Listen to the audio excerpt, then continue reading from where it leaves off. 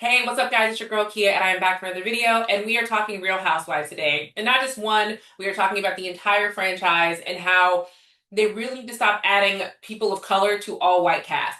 It does not work. The only way we see that it works is when that person of color starts out with the cast in the show's inception. They all feel like they're a group, there's some cohesion there. And the perfect example of that is Mary Williams. Oh, is her last name Williams? Yeah, Mary Williams on the Real Housewives of Salt Lake City. That they all have a lot of respect for her.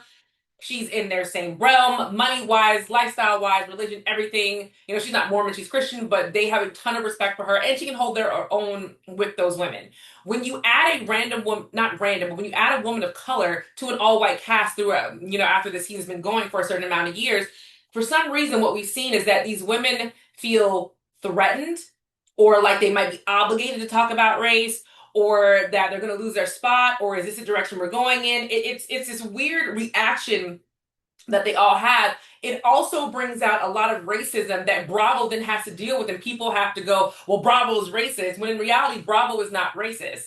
The women on the cast are racist, and having a woman of color on the screen brings it out of them. And again, we have seen this with multiple women. Let's go down the list of people of color that they've had on there. They have had Ebony K. Williams, Garcelle, Carrie Birmingham, Dr. Tiffany Moon, Crystal Kung Minkoff, and Katie Janela now. All of these women have had to leave their show either because of racism, or because they got iced out for some psycho reason, and nobody would film with them.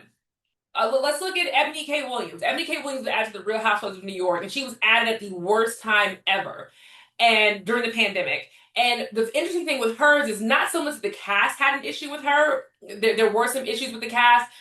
There was that really awful Black Shabbat dinner where the white women acted a complete plum fool, which was super embarrassing. But the issue with Ebony is the fans didn't like it, and the fans really turned in. You got to see the racism of the fan bases when she was added, and a lot was put on her shoulders that adding her, forced the cast to talk about race and force the cast to do this, and fans are getting mad, calling her the N-word, calling her this, calling her that. When in reality, she was just a black woman they added to an all-white cast, and that white cast wasn't ready for that, and the fans weren't ready for that. That is not Ebony's fault.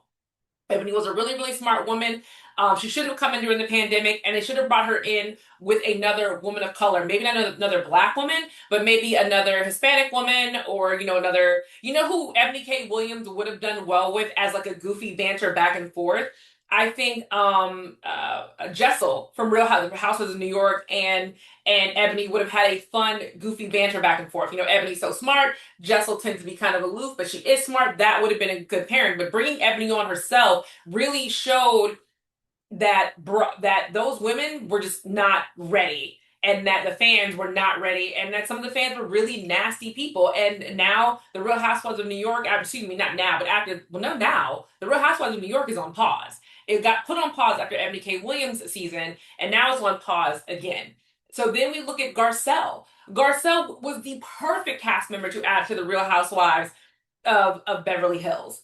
But after a certain amount of seasons, once they started to realize that Garcelle was a fan favorite, because she absolutely was a fan favorite, they started to turn on her. And even Sutton, her good friend, wouldn't stick up for her because she wanted to stay in the good graces of Kyle, and Kyle doesn't really dig Garcelle like that at all. Doesn't really and Dorit doesn't really dig Garcelle like that, and they weren't digging her for stupid reasons, silly reasons. And again, this is another one of those scenarios where they saw that Garcelle was becoming a fan favorite, and people really enjoyed watching her, and her being on there brought a new vibe, a new vibe, and a new, swath of black women who never watched Real Housewives of Beverly Hills are now watching it because of her. The way she was treated at that reunion, everybody ganged up on her, and Sutton wasn't even there to support her. It was hard to watch. And those last few episodes of the season were hard to watch.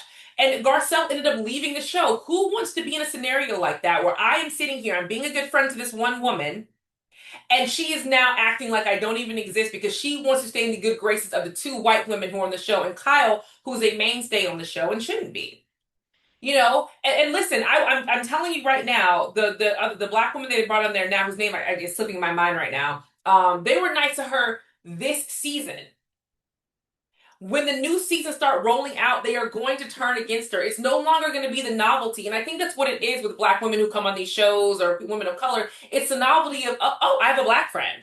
Oh, there's a black woman on the show. Oh, so cool, so fun. And once that novelty wears off, and that black friend or that person of color friend starts to get more attention or starts to speak up and have a voice, now it's a problem. Now you're no longer a really cute ornament on our beautiful tree. You're now talking and saying stuff, and you're not supposed to do that.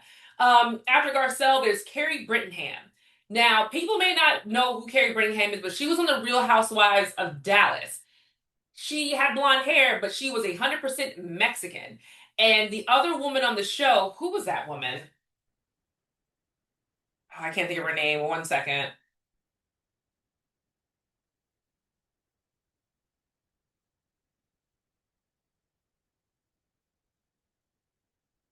So So the so yeah, Carrie Birmingham, the woman on the show, who was like really racist towards her, and Bravo recorded it, was Leanne Locken, and she was the mainstay on the cast. She was racist towards Carrie. I mean, calling her big, strong, and Mexican, and use your Mexican words. It was probably some of the worst blatant racism that a Real Housewives show has ever seen, and she ended up getting fired from the show.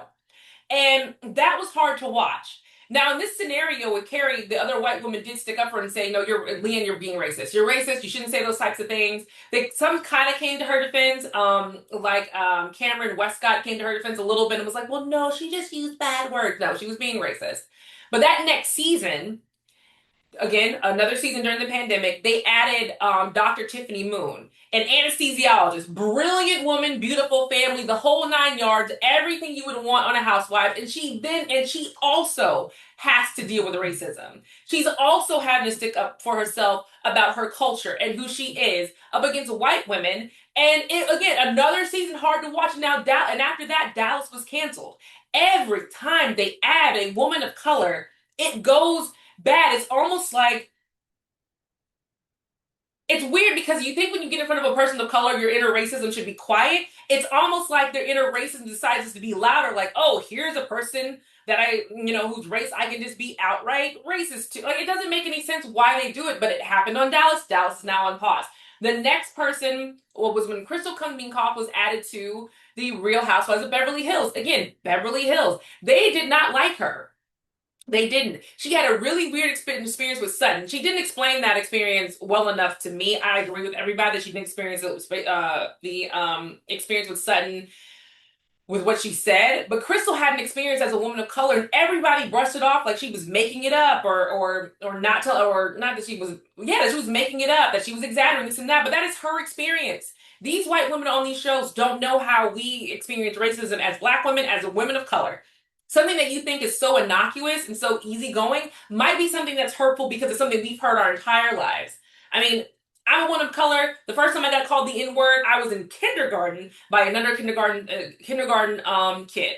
I have been called the N word at least 5 times. Since at least five, I was called the N word 5 times at the same Christian school.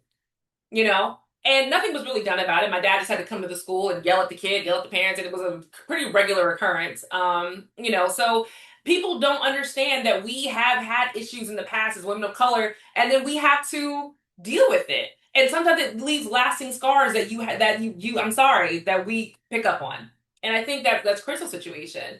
And even when Crystal tried to stick up for herself against that psychotic CRNA, people didn't come to her defense either. They still were on the CRNA side, even with the proof of going back in footage to prove that the black woman in CRNA had said stuff that was wrong. But because the CRNA was friends with Kyle on Beverly Hills again, all of that was ignored, and Crystal just looks like she's over exaggerating, a liar, this and that. She's being mean and all this kind of stuff.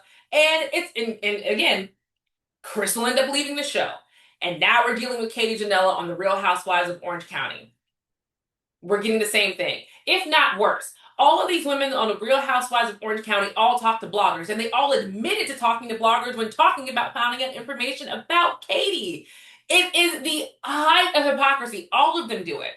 All of them talk to bloggers. Heck, technically, Tamra is a blogger. Tamra gets on her podcast every week with Teddy and talks about, well, she can't doesn't talk about her show, talks about the other shows, talks about gossip online, talks about her thoughts. She's a blogger as well, and she has more connections in the blog space, in the gossip space than anybody else because she's a podcaster. So she has access to a lot of information. They are all ganging up on Katie like what she's done is so egregious. Her recording Shannon having a meltdown. Shannon is a ridiculous human being.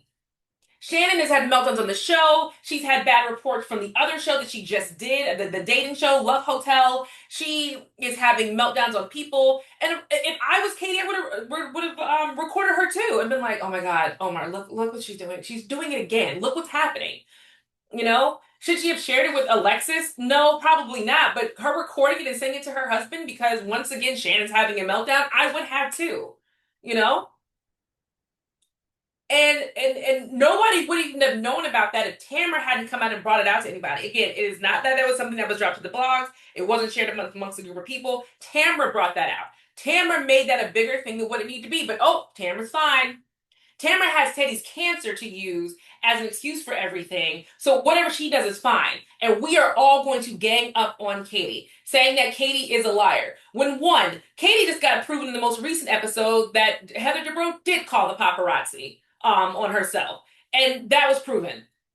So Katie didn't lie about that.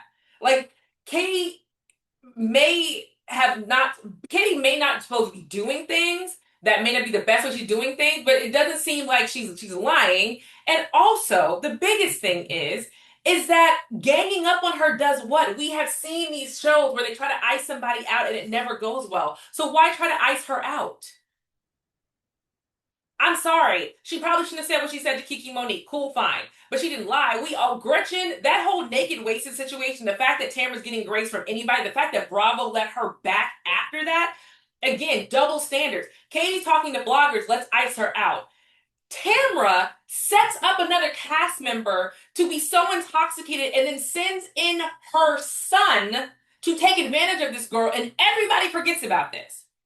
If that scene would have happened in 2025, Tamara would be so canceled it wouldn't even be a thing. But now, because we're in 2025 and Tamara has history with the network, we can't go after Tamara. All the idiots on the show with her are like, well, Katie's bad. Tamara's kind of bad. She's going through a rough time, but Katie's really bad. We don't like her. And what's the difference? Katie's a woman of color. She's an Asian woman.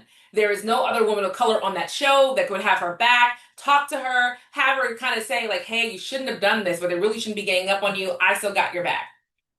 Those women, and on every single Real Housewives show that we see, where there's a woman of color added to the show, the white women will always stick together. And the woman of color will always stand by herself. And eventually either leave the show, like Arcel did, by her own choice, or be iced out and have to leave because Bravo's like, well, nobody wants to film with you, so there's really nowhere to go. We have to have you interact with the women, and it's unfortunate. And some people will say, well, Kim Zolciak did good on Real Housewives of Atlanta. Yes, Kim Zolciak did do well on the Real Housewives of Atlanta as one white woman. That is because she started the show with these women. It was all of them from day one, and Kim still showed a side of racism when she got caught in a bunch of lies and then in the bathroom with her husband said racism wasn't a real thing before, whatever. It was some comment she made in the bathroom. It basically said racism wasn't real until these girls, brought it up and made it a thing. That's the quote that she said. Well, what about the Real Housewives of Miami? Again, all of these girls in the reboot, Gertie, I think Kiki's been a friend of for a while now too. Gertie, Kiki, all of them, they've started out together as a reboot.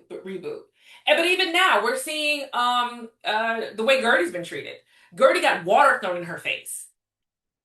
And that's still, from Julia, that was still a level of hypocrisy and racism that we've seen in these other shows that happen because Gertie gets water thrown in her face. No one says anything. Gertie gets loud with Julia and brings text messages up. Now everybody's like, oh my God, I can't believe you did that.